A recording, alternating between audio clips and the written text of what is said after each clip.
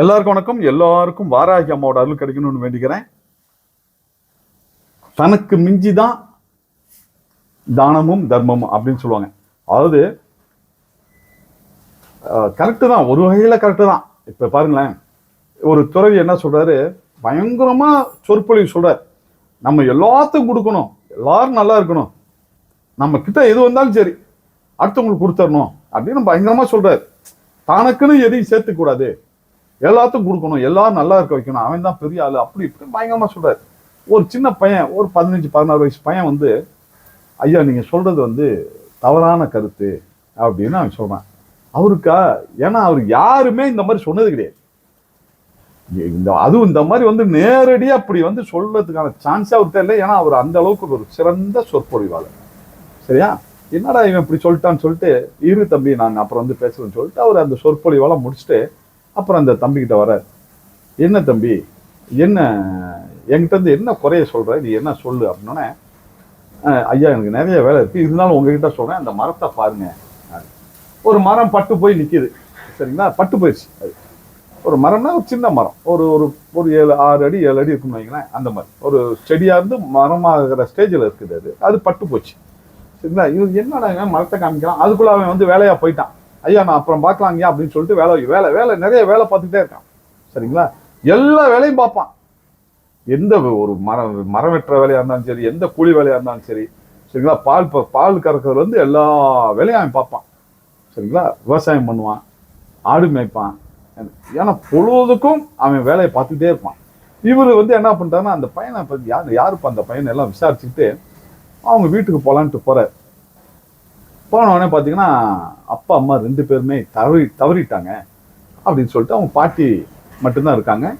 அந்த பாட்டிக்கிட்ட கேட்குறாரு, எங்கப்பா அந்த உங்க பேரன் வரலையா பாட்டி அப்படின்னா, இந்த வருவான், ஒரு 10 நிமிஷம் இருங்க வந்துடுவான், வர நேரம் தான் அப்படின்னு அந்த அம்மா சொல்றாங்க. அப்போ கரெக்டாக வராங்க. அந்த பையன் வரும்போது கேட்குறாரு, என்கிட்ட என்னப்பா குறை, அது சொல்லுப்பா, எனக்கு ரொம்ப கஷ்டமா இருக்கு அப்படின்னோடனே நான் சொல்றான், ஐயா அந்த மரத்தை காமிச்சேன், அந்த மரத்தை பார்த்தீங்களா? ஆமாப்பா அது பட்டு போயிடுச்சு, அதுல என்ன இருக்குது, பட்டு போச்சு, அதுல என்ன சொல்ற வர அப்படின்னோடனே அப்ப சொல்றான், ஐயா அந்த மரம் வந்து நல்லா இருந்துச்சு கொஞ்ச நாளைக்கு முன்னாடி. சரிங்களா? அது நல்லா அப்பதான், அதாவது செடியா இருந்து மரமாகிற நேரத்துல ஒரு கொடி என்ன பண்ணுது, அது அந்த சுத்தி அப்படியே கொடி ஒண்ணு படர ஆரம்பிச்சது. இதுவும் அப்படியே இருந்துச்சு. கடைசியில பாத்தீங்கன்னா அந்த கொடி வந்து முழுசா மூடி இந்த மரம் பட்டு போச்சு. கடைசியில அந்த கொடியும் ஒண்ணுலாம் போயிடுச்சு அப்படின்னு. இதுல இருந்து என்ன சொல்ல வரேன்னா, நல்ல, அதாவது அந்த செடி வந்து மரமாயி நல்லா பெருசானதுக்கு அப்புறம் கொடிக்கு இடம் விட்டு இருந்துச்சுன்னா அந்த அந்த மரம் நிச்சயமா பொழைச்சிருக்கும். ஆனா தான் சரியா வரத்துக்குள்ளேயே அந்த கொடிக்கு வந்து அது படர இடம் கொடுத்ததுனால 2மே போயிடுச்சு. இதே மாதிரிதான் என்னுடைய தகப்பனார் என்ன பண்ணாரு, தனக்குன்னு எதுவுமே இல்லாம, அதாவது விவசாயம் பண்றோம், வந்தோடனே பணத்தை எடுத்து அடுத்தவங்க கொடுத்துருவார். தானம் தர்மம் பண்ணிக்கிட்டே இருந்தார். சரிங்களா? இதனால என்ன ஆச்சுன்னா, அடுத்தடுத்து விவசாயம் வர வர லாஸ் ஆயிடுச்சு, நஷ்டமாச்சு. அதுக்கப்புறம் எங்களுக்கு எல்லாம் விதைக்கு வாங்குறதே கஷ்டம், விதை நெல் வாங்குறது, சரிங்களா, சோளம் அது இதுன்னு வாங்க கூட எங்ககிட்ட காசு இல்லாம போயிடுச்சு. சரிங்களா? அதுக்கப்புறம் கூட பாத்தீங்கன்னா நிறைய கடன் வாங்கி கொடுக்கறது, இந்த மாதிரி விவசாயம் பண்றது போய் கடைசியில் ஒரு கட்டத்தில் ஒண்ணுமே இல்லாம போய் எங்க அம்மா அப்பா 2 பேருமே சூசைடு, அதாவது தற்கொலை பண்ணிக்கிட்டாங்க. ஏன்னா அடுத்தவங்க வந்து ரொம்ப ஒரு மாதிரி கேட்கறாங்க அப்படின்னோடனே தற்கொலை பண்ணிக்கிட்டாங்க. அவரு நிறைய பேருக்கு உதவி பண்ணாரு, இன்னைக்கு அவரே தற்கொலை பண்ணிக்கிட்டாருங்கயா, இன்னைக்கு நான் கஷ்டப்பட்டு இருக்கேன்.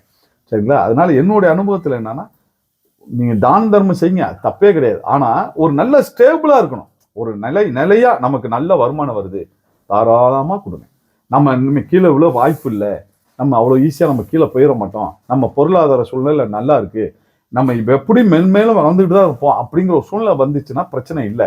ஆனா எதுவுமே இல்லாம நம்மகிட்ட கொடுப்பேன் அப்படின்னா இதுதாங்க நிலைமை ஆகும். அதைத்தான் நான் உங்ககிட்ட சொன்னேன் அப்படின்னா அவரும் யோசிக்கிறார், ஆமா கரெக்ட். இன்னைக்கு நிறைய பேர் அப்படித்தான் உணர்ச்சி வசப்பட்டு உதவி பண்ணிடுவாங்க. உணர்ச்சி வசப்பட்டு பண்ணிட்டீங்கன்னு சொன்னா பின்னாடி வந்து ஒரு சில பிரச்சனைகள் வரத்தான் செய்யும்.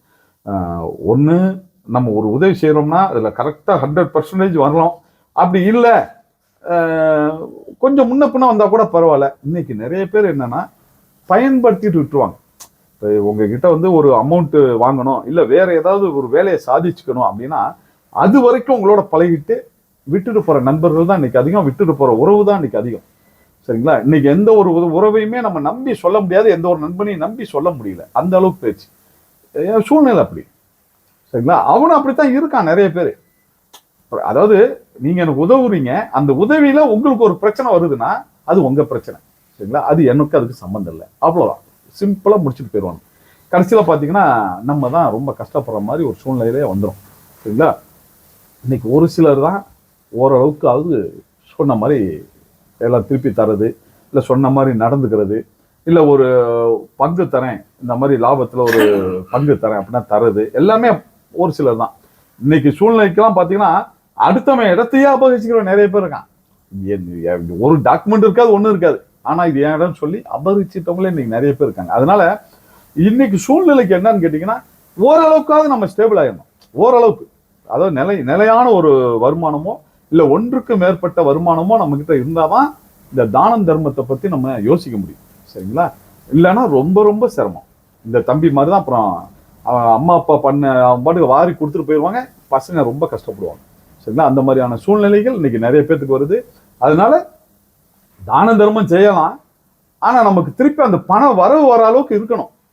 ஓகே, இந்த மாசம் நமக்கு ஒரு 3 லட்சம் வருது, ஒரு 50,000 கொடுங்க, தப்பு இல்லை. இல்லை 1 லட்சம் கொடுங்க, தப்பு இல்லை. சரிங்களா?